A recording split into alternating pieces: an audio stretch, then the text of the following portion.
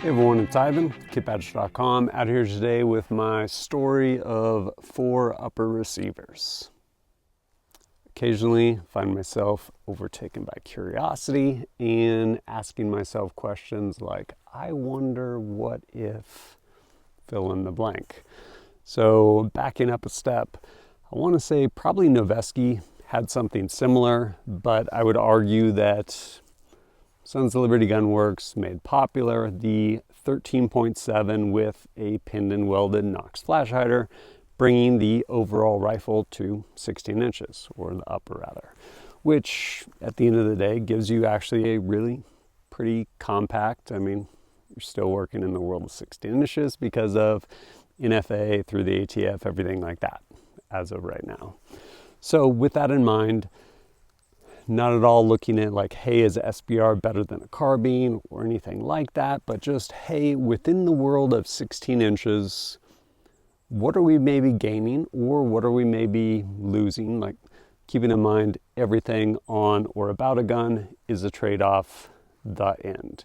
Whether it's caliber, barrel length, any of those things, it all comes down to a compromise. But within the confines of, hey, working in the world of 16 inches overall length, what am I potentially gaining or maybe losing if I end up going with a 13.7 pinned and welded versus maybe some of the other different barrel length options and maybe other muzzle devices? So that's what kind of started this whole thing. So with that in mind, I started just kind of looking for some data, and then very quickly I was like, you know what, I just want to find out for myself. So started down this road. Got a hold of a couple different companies, one of which friends over at Criterion Barrels. They make incredible barrels, and I was looking at both barrel lengths as well as muzzle devices. And so ultimately, I ended up getting 3 different separate barrels from Criterion Barrels and sending them to my friends over at Sons of Liberty Gun Works, and had them basically make 3 different uppers for me. All the uppers were exactly the same with their, so I get it right, their M89 rails, same length of rails that they use for their 13.7 pinned and welded. But from Criterion, I got a number of their core barrels, and with it, I was looking for a muzzle device. So also, because Criterion, my buddies over there are like in the weeds about making awesome stuff. They basically head-spaced bolts for every single one of the barrels too. But I ended up ultimately getting 3 different upper receivers made with those Criterion barrels. Everything else the same from Sons of Liberty, whether it was the actual upper receiver, the M89 rail, their QD that they put on everything, and their gas block, gas tube, everything like that. But then, as far as barrel length and muzzle devices, started looking at, well, if I didn't, because the Knox is a flash hider, and the Knox also is set up to marry up to a suppressor, wanting the same kind of interchangeability as far as, hey, I want something that also is going to work as a flash hider and also is going to marry up to a suppressor. What could I use? I ended up landing on these. These are actually by Forward Controls, pretty sure. And they're pretty neat. Basically a closed tine, almost like an A2 birdcage, but you also have a taper and threads. So you can actually use them with a Plan B or any of the Q cans, anything like that. Or a Plan B with pretty much any other hub mount can, which is pretty cool. And also dimensionally, well, you can actually pin and weld them, and dimensionally, they're actually a little bit shorter than the A2 birdcage. So I could get the smallest dimension possible. Again, just staying within the world of 16 inches. So I ended up with 3 uppers, one of which was a 14.75 inch. Another was a 15 inch, and the last one was a 16 inch, kind of a control. Obviously going to push it past like that 16 inch window where the 14.75 and 15 inch were pretty much right there, marrying up with that 13.7 that Sons of Liberty was making. So 3 upper, well, technically 4 now, with the Sons of Liberty one, and yeah, trying to kind of get some data on them. What kind of data points was I looking at? Well, one, first and foremost, was velocity, which on the one hand, you can look at it from a terminal performance side of it, and then you can also look at it from just kind of external ballistics, things along those lines. And as you start cutting barrels, you potentially end up losing velocity. This I want to say right here on my right, your left. Looking at it is the 15-inch, and there is the 13.7. This 15-inch, just a tiny bit longer, again, exceeding that 16 inches for legality's sake. But I ended up taking all 4 uppers, going out to Rock Lake Rifle Range, amazing spot, and starting to collect some data. So the way I set about was initially getting, well, one, just moving actually one optic back and forth. I want to say one, it was nice. It was in a Brobo mount, so really easy to move back and forth. And it was a 1:6 from Primary Arms, first focal plane. And so I would go ahead, throw that on upper, then I would go ahead and start collecting data using a Garmin, which I love those things. They make it so easy to collect data. And when I say data, I mean velocities. Basically just set that thing up. And then wanting to go through and get a good block of data, essentially decided on 2 different loads, and with those 2 different loads, I would shoot 50 rounds. So initially starting with the 13.7, the Sons of Liberty Gunworks upper with that Nox flash hider, ended up shooting through 50 rounds of Winchester M193, and that stuff went through, got those velocities. Then from there, I ended up actually moving into some AAC 75 grain open tip match. And this basically kind of went through same setup for every single upper. And I would initially shoot on paper, look at my spotting scope, make any adjustments I needed to on my optic.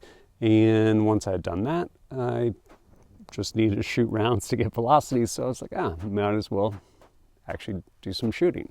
So then go ahead and shoot all the respective uppers out at different ranges on steel that was out there. And then as soon as I shot through all the ammo in the one, I would go ahead and again, re-zero that optic for the next load, 75 grain open tip match by way of example. And once I was happy with my group, I would go ahead and again, just shoot out on steel. And so this pretty much continued through all 4 uppers, ultimately shooting 50 rounds of the M193 through each upper, collecting that data, and 50 rounds of the 75 grain open tip match through every upper and collecting that data for a total of 100 rounds, 2 different loads through each upper receiver.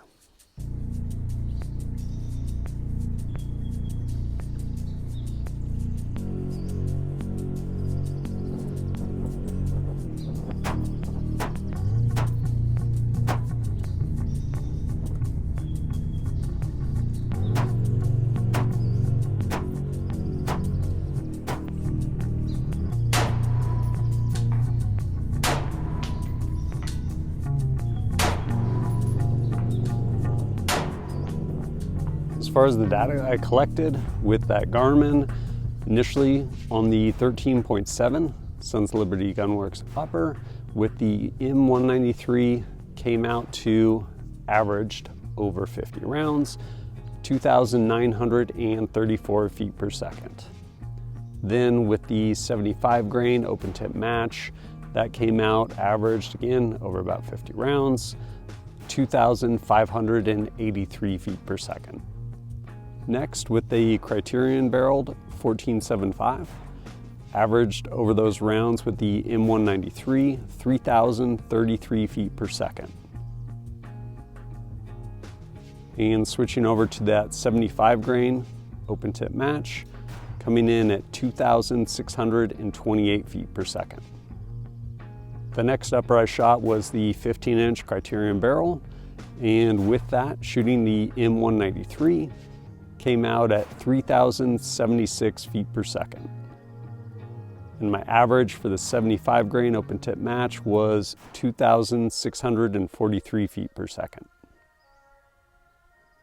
And finally, shooting that 16-inch Criterion barrel, averaging out the M193, it was at 3,162 feet per second.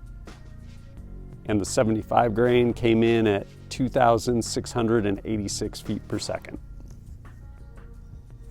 What do all those numbers mean? Well, two things. One, depending on how you're looking at it and the bullet you're using, you can use those numbers for terminal performance, again, depending on ammo. And the other part of it is external ballistics. So how far are you shooting? What is your drops? And with that in mind, I went through, made my super handy chart and the smallest right in the rain pad ever. And basically not looking at everything. And this is based off velocities in applied ballistics. And I just went through looking at, hey, what is my drop in inches at 200, 300, 400, and 500 with a 100-yard zero, for example. And just kind of seeing what numbers came up. So for example, with that 13.7, shooting the 75 grain open tip match at 200, drop is 4.1 inches, 300, 16.4, 400, 38.6, and at 500, 73.1. And before we go to the M193, we'll go ahead and go just down the 75 grain open tip match with the respective increasing barrel lengths. And I'll probably, I don't know, put this up on the screen or something so you can just pause it and look at it if you want. But with 14.75, that 4.1 changes to 3.8, 16.4 goes to 15.6, 38.6 goes to 36.7, and that 73.1 goes to 69.6 inches. And then I guess so many numbers. I'll go ahead and make sure this is like up on the screen somewhere so you can just like pause it and look at it if you want. Really, it comes down to kind of some of the bigger jumps, obviously, between the 13.7 and the 16-inch, those being the biggest, but you can also see that there's definitely a difference in between those incremental barrel lengths. But we'll go ahead and go to the M193 and we'll look at 13.7 to the 16-inch, for example. So at 200, it's dropping 2.7 inches versus with the 13.7 inch. Versus the 16-inch, it's dropping 1.9 inch. At 300 yards, it's dropping 12.9 inches versus 10.2 inches. 400 yards, 32.4 inches versus 26.3 inches. And at 500, 65 inches versus 53.1 inches. Does any of that stuff matter? It can potentially to you as a shooter. And again, those numbers will be up so you can check them out. I think it's interesting. And depending on your application and how far you choose to shoot, like maybe those drops matter in that, hey, if I'm just holding dead center, like how far out is that good before I actually have to start holding high? And like maybe it doesn't matter because maybe your paradigm's a 50-yard indoor range, but depending on how you want to use the rifle, like those drops absolutely can matter. Then we get into velocities and terminal performance. We're arguably in a pretty amazing point in time where there's a ton of technology that has gone into bullet design. So you have all kinds of bullets that do some honestly really amazing things. And then you also have just old bullets that honestly continue to work, like any of your core locked, like soft point lead. Stuff actually works really well. When it comes to ARs, generally, or initially rather, the whole idea was fragmentation based on velocity. So with M193, you're looking for a velocity for consistent fragmentation. And according to most of the documentation I've seen, that threshold is generally 2,700 feet per second. although you can still get fragmentation at like 2,500 feet per second. Like good consistent fragmentation generally happens at 2,700 feet per second. So with that in mind, where do those respective barrel lengths hit that 2,700 feet per second if you're shooting M193? And so with that in mind, the 13.7 Sons of Liberty, at 65 yards, you basically hit that 2,700 feet per second window. After that, starts dropping off like everything would, and you no longer have, again, based on that data, consistent fragmentation with that bullet. Moving up to that 14.75, like almost an inch longer, 90 yards is that cutoff for 2,700 feet per second, what the bullet's doing 90 yards later. And then that quarter of an inch more, that 15-inch barrel, you're looking at 100 yards.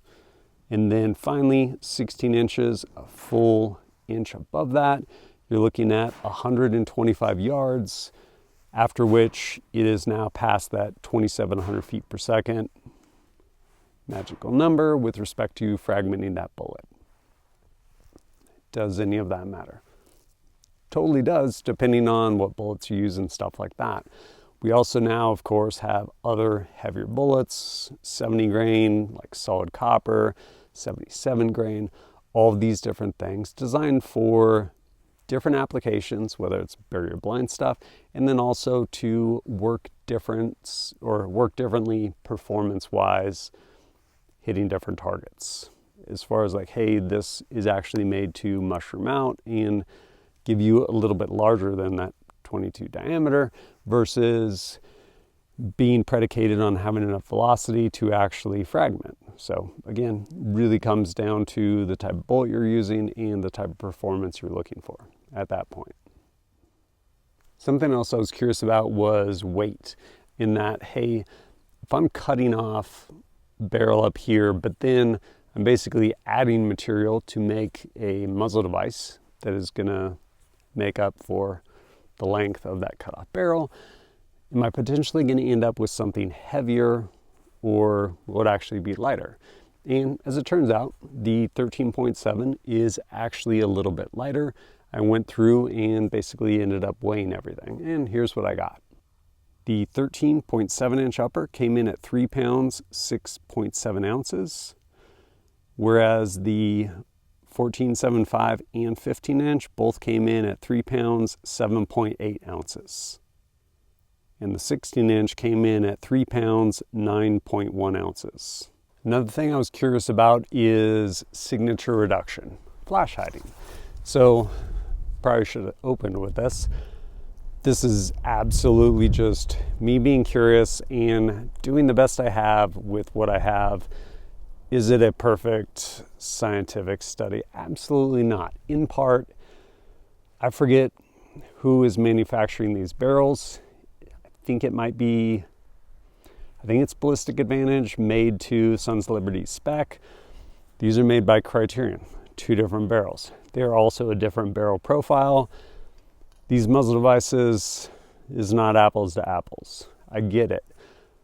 Part of the parameter was, hey, want something I can put a suppressor on, can do that on both these. Want something that is a flash hider, both these are, and I want ones that are small, that are going to make different barrel lengths up to 16 inches, because that's the world we're living in.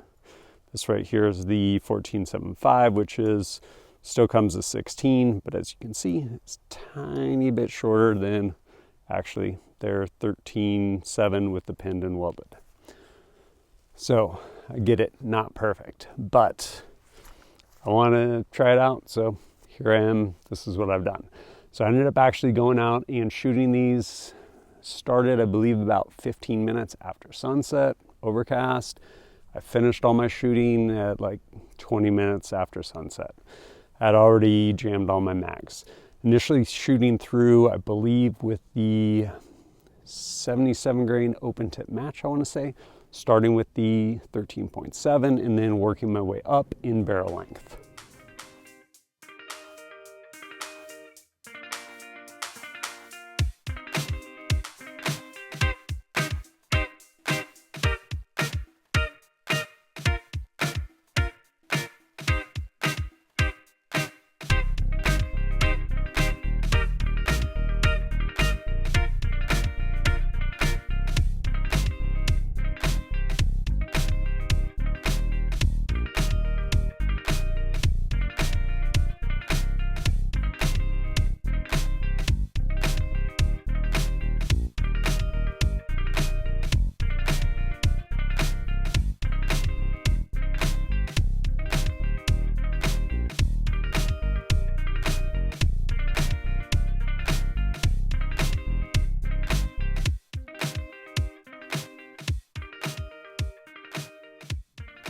The next ammo I shot, because I knew it would spark a bunch, some Russian steel case, some Bernal, and sure enough, definitely sparked some. But again, working my way from the 14.7 up to the 16-inch, shooting that steel case.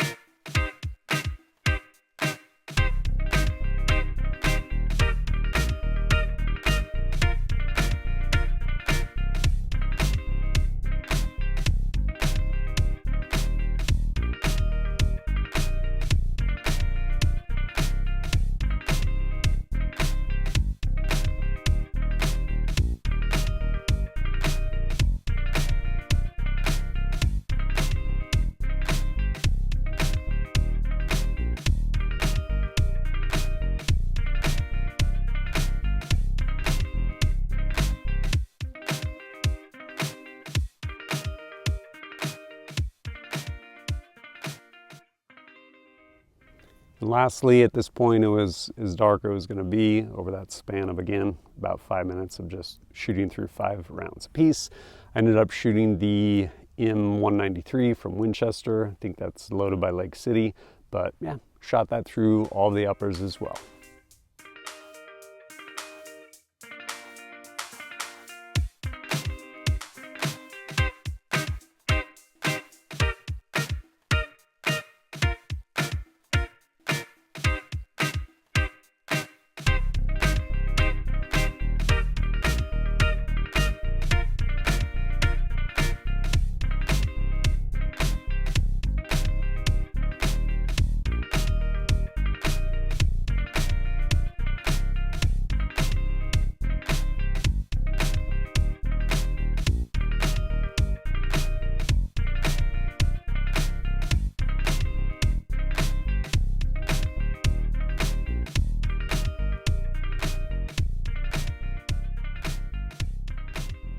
And that right there is kind of how these respectively 4 different uppers performed across just those 3 different ammos in those lighting conditions.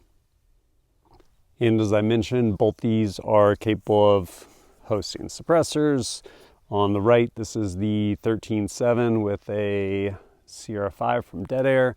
This right here is, I believe, the 14.75 with the Plan B and Lahar from Aero Precision. One's a little bit longer, but yeah, those are those 2 uppers right there. With all that said, where do you go from here? What do you make of all those numbers? I don't know, man. Shooter's choice. It's up to you. I found it fascinating, a number of just kind of those different data points, and also satiated my curiosity on a number of levels. One, I think it was interesting looking at those, and again, this isn't perfect, double-blind, blah, blah, blah, placebo-controlled. This is not that. I'm doing the best I could with what I had.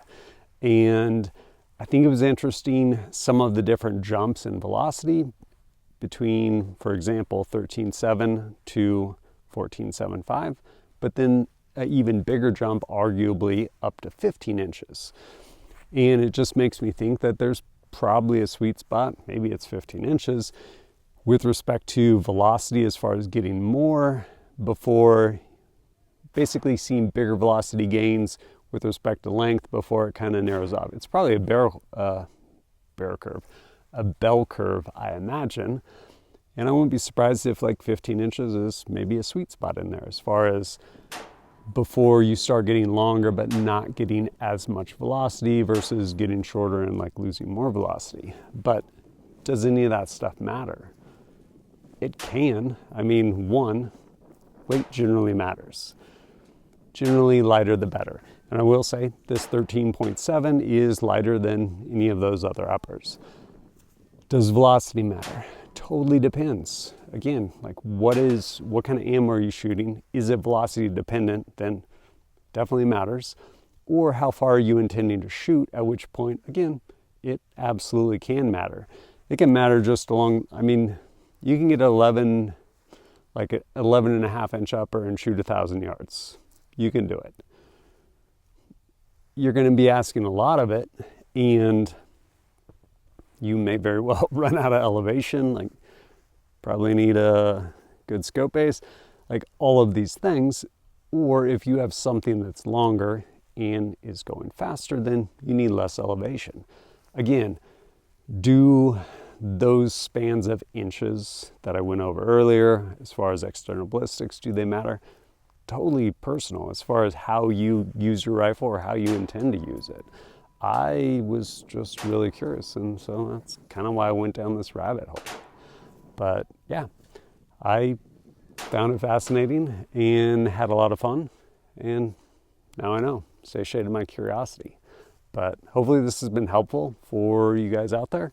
And if you're looking for a optimal barrel length, living in the world of 16 inches, maybe it's 13.7, maybe it's 15 inches, I don't know.